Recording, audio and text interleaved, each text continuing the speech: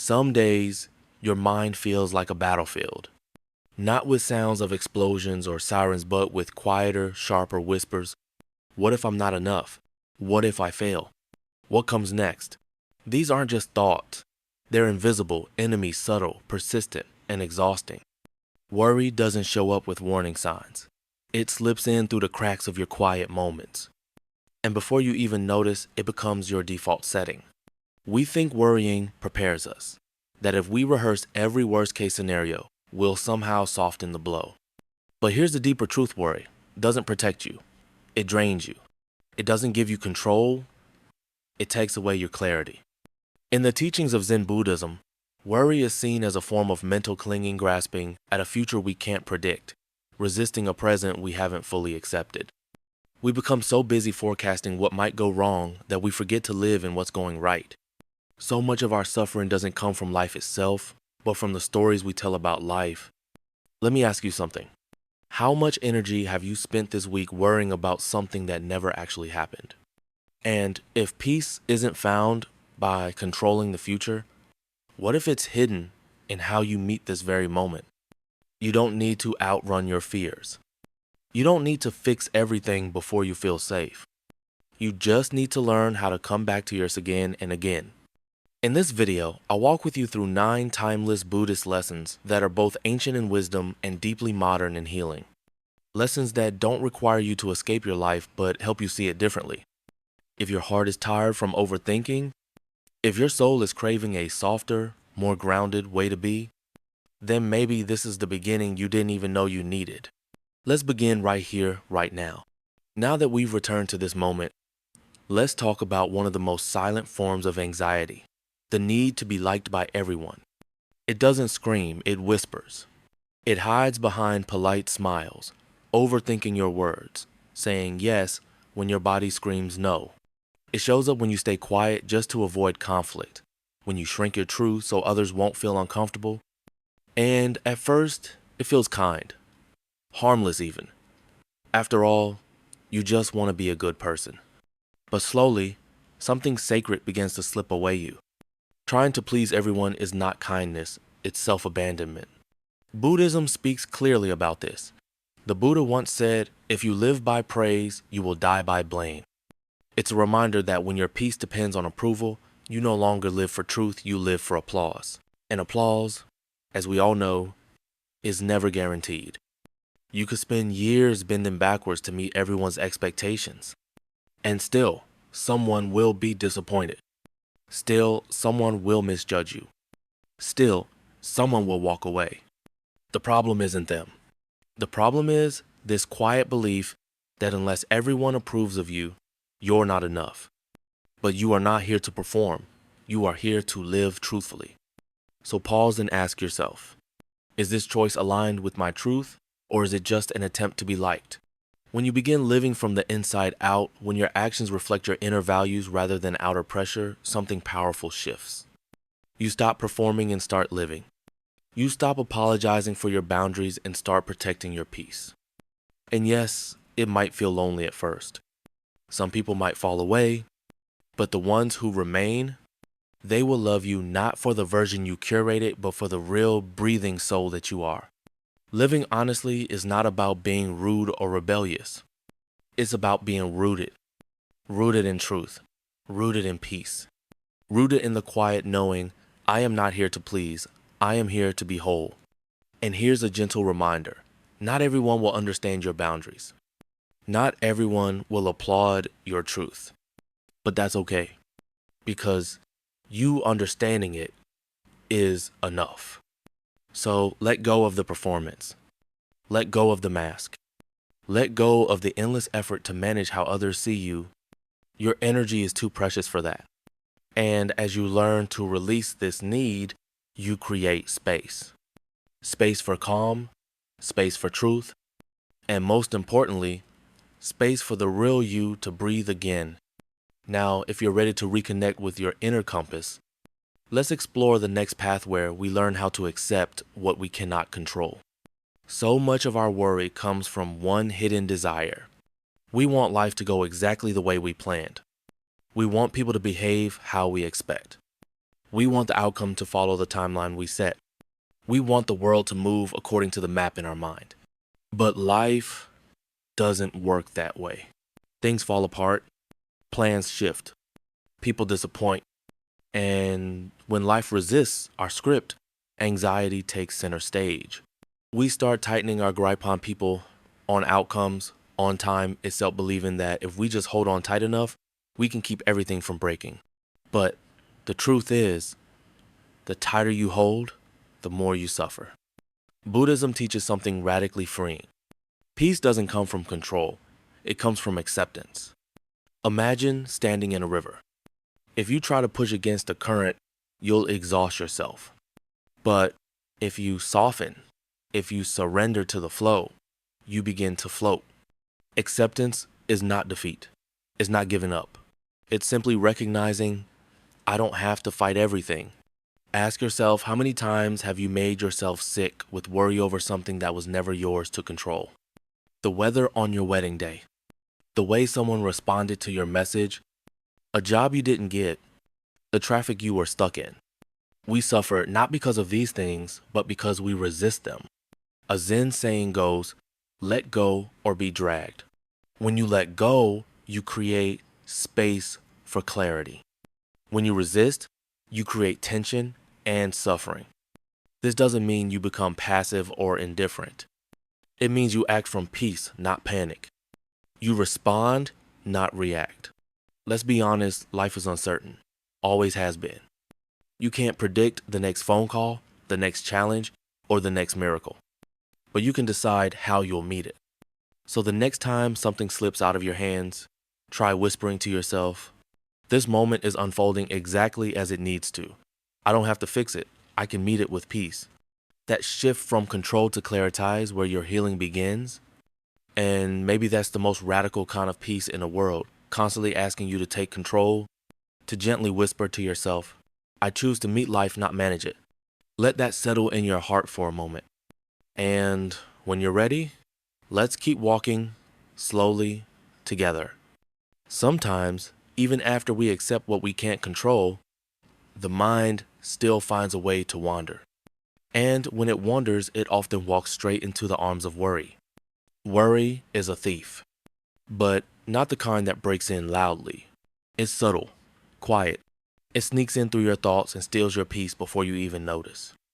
What makes worry so dangerous is that it doesn't just rob you once. It robs you twice. First in your imagination, then again in your real life. Before anything has actually happened, your mind starts rehearsing disasters. What if I fail? What if I lose them? What if everything falls apart? You're not just thinking these scenarios. You're living them physically. Your shoulders tense. Your breathing shortens. Your heart races. And your body starts bracing for an impact that hasn't even arrived.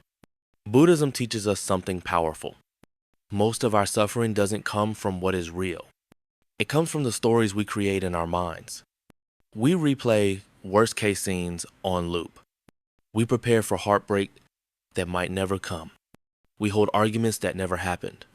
And in doing so, we abandon the only moment that ever truly exists, this one. In Buddhist practice, worry is considered a form of attachment clinging to what hasn't happened, resisting the uncertainty of the now. You're not reacting to life.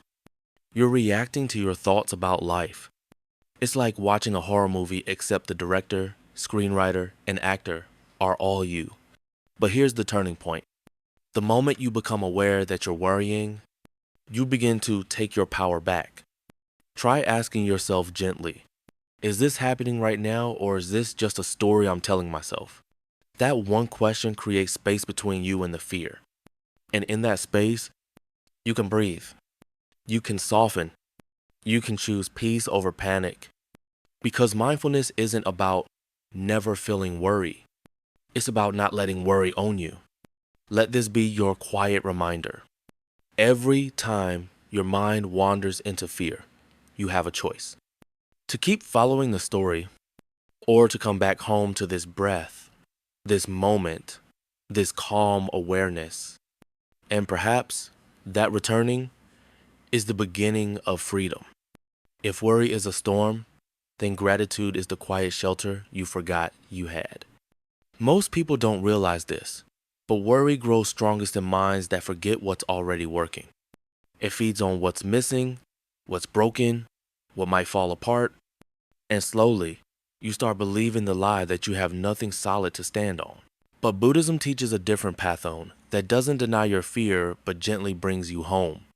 That path begins with gratitude. Gratitude isn't about ignoring pain. It's not about pretending everything's perfect. It's about choosing to notice what's still good, even when things feel uncertain. And here's the truth, you cannot be deeply worried and deeply grateful in the same breath. One softens the other. Where gratitude rises, fear retreats. That's why making gratitude a daily ritual isn't just a feel-good activity, it's a spiritual practice. It's how you gently retrain your mind, how you slowly rewire your nervous system to stop searching for threats and start noticing blessings. It doesn't need to be dramatic. No journal full of poetic paragraphs. No long meditations. Just 3 moments. Each day, 3 small acknowledgments of what is already enough. The warmth of your coffee, the way sunlight touches your window, a smile from a stranger, the fact that you woke up breathing. Because when you focus on what's present, not what's missing, your entire energy shifts. You return from the spinning world in your head to the stillness that's already inside you. Some people say, but I'm too anxious to feel grateful. And that's okay. That's exactly when gratitude is needed, most not when life is perfect, but when your mind forgets that even chaos can hold beauty. And like anything, it takes practice. But over time, this simple ritual becomes a lifeline. A way to say to yourself, every single day, I don't have everything I want, but I have more than enough to be thankful for today. That one sentence can begin to heal everything. So next time you feel worry creeping in, pause, breathe, look around, and ask gently, what is still good right now? You might be surprised how much light is still with you once you choose to see it. There are days when your mind feels heavy, foggy, too loud to sit still with. Thoughts keep circling, like birds without a place to land. And the more you try to think your way out of it, the deeper you get pulled into the storm. But maybe the solution isn't more thinking. Maybe it's movement. Buddhism teaches that the body and mind are not separate, they are deeply interconnected, like 2 rivers feeding into one another. When the body is stagnant, the mind becomes restless. When the mind is overwhelmed, the body holds the tension like a clenched fist. That's why mindful movement is more than just a physical act, it's a form of meditation. Not the kind where you need fancy clothes, a yoga mat, or a perfect posture. Just honest, gentle movement. A slow walk without your phone, stretching beneath an open sky, breathing deeply while rolling your shoulders. Letting your body feel the moment without rushing to fix anything. Have you ever noticed how, after a walk, things feel lighter? The problem might still be there, but you are different. You're less entangled, more clear, more grounded. That's not coincidence. That's the body helping the mind return home. In Zen monasteries, walking meditation is a sacred practice. Each step is taken slowly, with full awareness. Not to go somewhere, but to arrive here. With every footfall, monks whisper silently.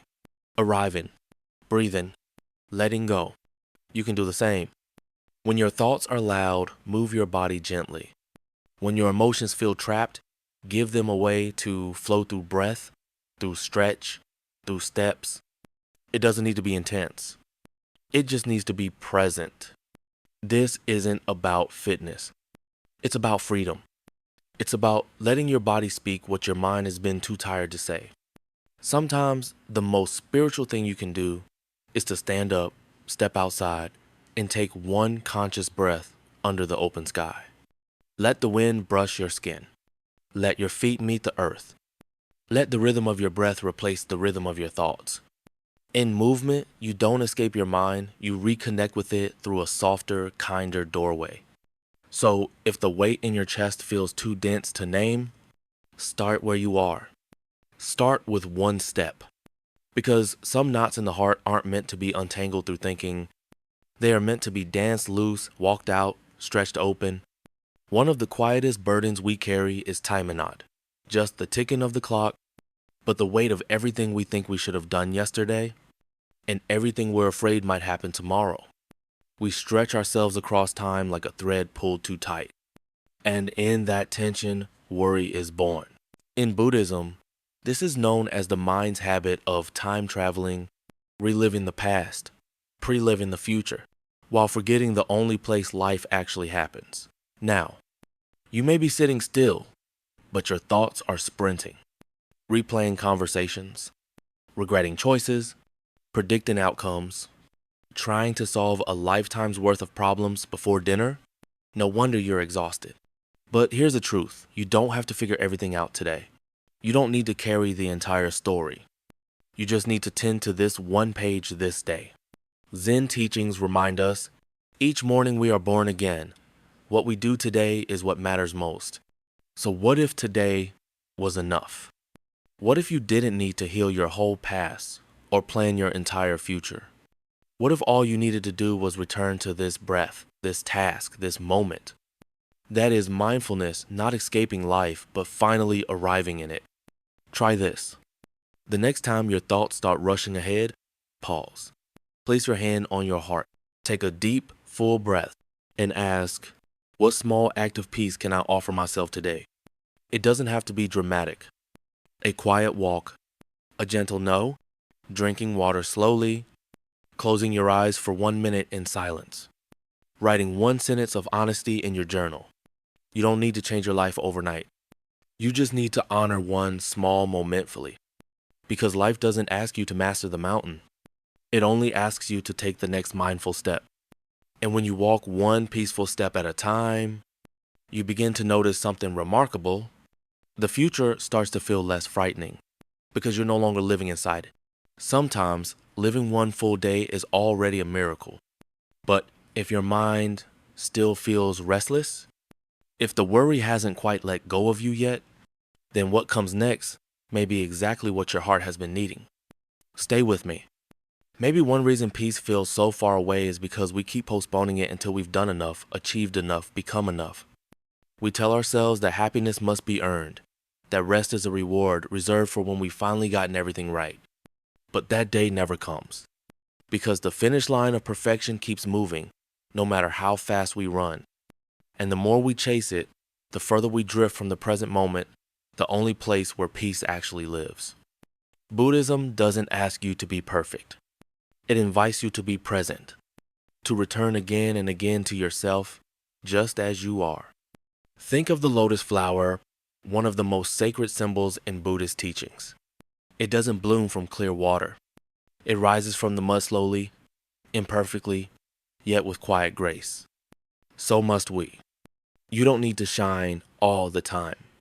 You don't need to have everything figured out. You're allowed to be in process and still be enough.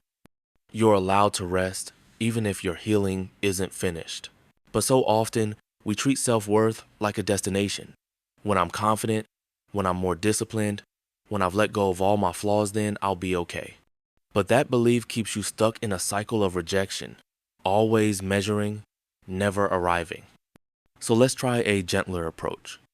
What if growth doesn't require pressure, but permission? What if softness not striving is what allows you to open? The next time the voice of perfection whispers, "You're behind," pause and whisper back, "I'm growing, and I don't need to be finished to be worthy." Let this be your daily mantra. I release the need to be perfect. I choose to be present. I am worthy of peace exactly as I am. Not because you've earned it, but because your very being deserves it. When we stop trying to impress the world and start truly meeting ourselves, a quiet kind of freedom begins to bloom. And if there's still a part of you that fears being seen in your raw, unfinished state, I'll stay with me. Because what comes next isn't a lesson in fixing yourself. It's a reminder that even in your most human moments, you are already whole. Because sometimes what wears us down isn't what we lack, but the pressure to pretend we're never lacking. And if you've ever felt the need to earn your right to be seen, then what's coming next may be the moment you finally learn you never had to. What if peace isn't something you find by accident, but something you practice again and again, like a path you gently return to? Because the truth is, worry is a habit. And, like any habit, it grows stronger the more we repeat it. We often think our anxiety is caused by what's happening around us: the job, the bills, the people, the uncertainty. But in Buddhist wisdom, freedom doesn't come from changing what's outside.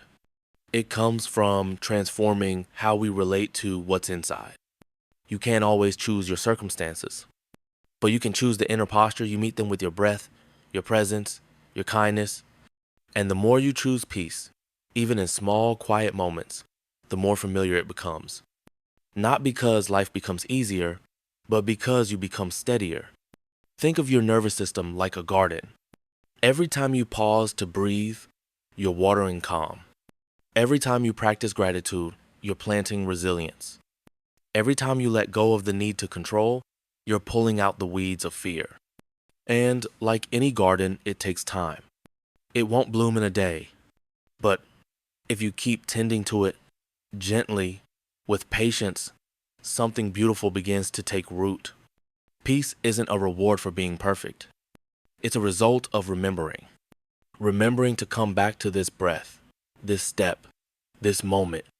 It's in the way you sip your tea without rushing, in the way you speak kindly to yourself after making a mistake, in the way you sit still, even for just 1 minute, and say, "This moment is enough." You don't need to escape your life to feel peace. You just need to change the way you see it, because the mind that is trained to notice what's wrong will always find something broken. But the mind that is trained to see beauty will begin to see it even in the cracks. So here's your quiet invitation. Don't wait for life to calm down before you do. Don't wait for some far-off, better version of yourself to finally deserve rest. Start now, with what you have, with who you are. Because peace is not an achievement, it's a choice. And the more often you choose it, the more it becomes the shape of your life. And if part of you still wonders, can it really be that simple? Then maybe the answer is waiting in the final reminder we've saved just for you.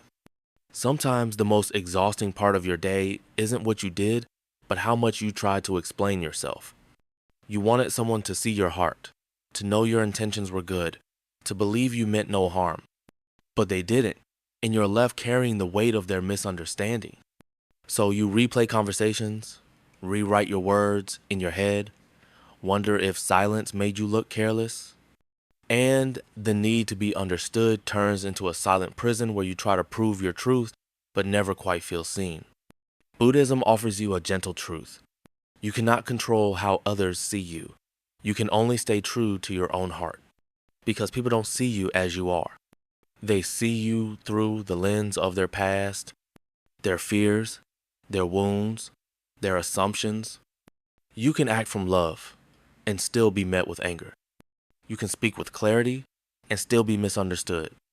You can stay quiet and still be accused of not caring. But the problem isn't your truth. It's the expectation that others must always receive it the way you intend.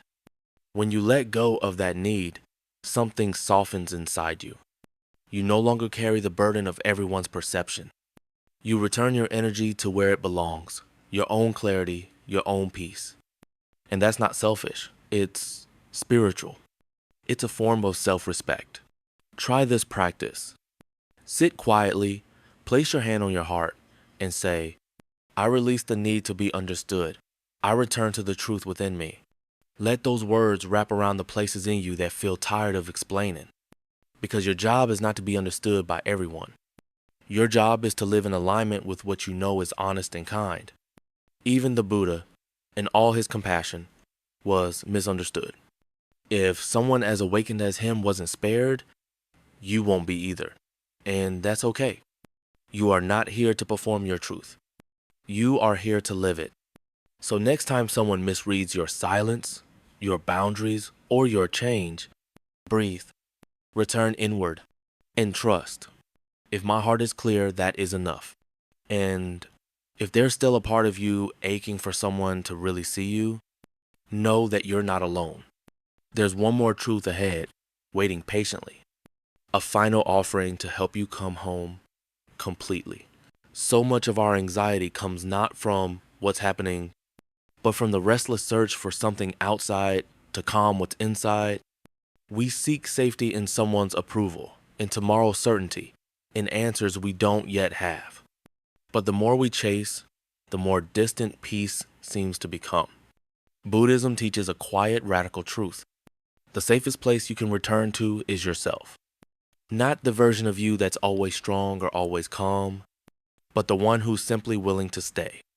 To stay with the discomfort without running, to stay with confusion without judging, to stay with sadness, not as a problem to solve, but as a part of your truth to hold gently. A Zen master once said, "Learning to sit with yourself is one of the most courageous things you can do." And it's true, because being alone with your thoughts, without distraction, without escape, isn't always easy, but it is sacred. When you stop abandoning yourself every time fear arises, when you stop rushing to fix your feelings, you begin to notice something profound. Your emotions aren't enemies. They're messengers. They don't need to be erased. They just need to be witnessed with softness, with patience. You don't need to be unshakable. You just need to be honest. Honest enough to say, "This is how I feel, and I can be here with it." Try this when you feel anxious. Sit quietly, place your hand on your chest, and gently ask, "Can I stay with this feeling without judging it?" Not to get rid of it, but to remind yourself, I am still safe even when this feeling is here. When you give yourself permission to stay, you stop depending on others to rescue you. You stop making the future responsible for your peace. You become the very shelter you've been seeking. Because emotions are like waves. They rise, they peak, they fall, and beneath all of them is a vast ocean of awareness, steady and still. You are that ocean. And the more you learn to sit in your own depth, not fleeing, not fixing, just being, the more life begins to soften around you. So if no one else fully understands, if the world around you still feels uncertain, remember this: you are allowed to be a safe place for yourself. You are allowed to be soft and strong, broken and whole, uncertain and still worthy of peace. And maybe coming home to yourself is the beginning of everything you've been looking for. Even if your past wasn't peaceful, even if your future feels uncertain, this moment right here, right now, was still yours. It's the one space where you can begin again, not with control, not with perfection, but simply with presence. You don't need a brand new life to feel peace. You don't need to fix everything before you feel safe. Sometimes the shift begins when you change how you see not what's outside, but what's within. Buddhist wisdom reminds us, peace is not a place you arrive at. It's a choice you return to breath by breath, step by step, moment by moment. Choose calm over chaos. Choose gratitude over fear. Choose this moment over the fantasy of someday. When you live one gentle day at a time, you slowly reshape your life, not with pressure, but with quiet devotion. And if along the way you ever feel tired, overwhelmed, or lost, know this: you are not alone. This space, this channel was created for hearts like yours, not to promise quick fixes, but to offer gentle reminders to come home to yourself. Every video here is a small refuge, a soft place for your mind to rest, a quiet companion for the parts of you that long to feel seen, heard, and held. So if this journey has touched something in you, if even one sentence helped you breathe a little deeper or feel a little lighter, I invite you to stay connected. Subscribe, leave a comment, share this space with someone who might need it too. Not just for me, but so this community of gentle seekers can grow. So you can feel every time you return that you're not walking this path alone. You deserve to be reminded. Worry is a habit, and so is peace. And each day, you get to choose the one that brings you back to yourself. Thank you for being here. Thank you for choosing presence. And thank you for allowing this space to walk with you, even if just for a while. Until next time, keep returning, keep breathing, and keep trusting that peace isn't something you chase. It's something you allow